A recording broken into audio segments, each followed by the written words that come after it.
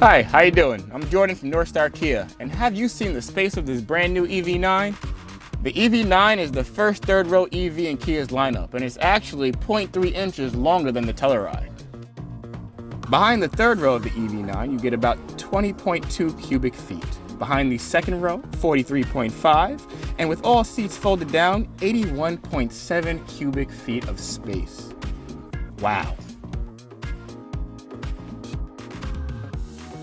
In the EV9, Kia has implemented a brand new operating system, giving you a fresh new look to their home screen. Also, they added a third screen that gives you a new visual for your climate controls. The ambient lighting feature in the EV9 differs from every other Kia on this lineup. It gives you not only the single color options, but also two color options of the vehicle.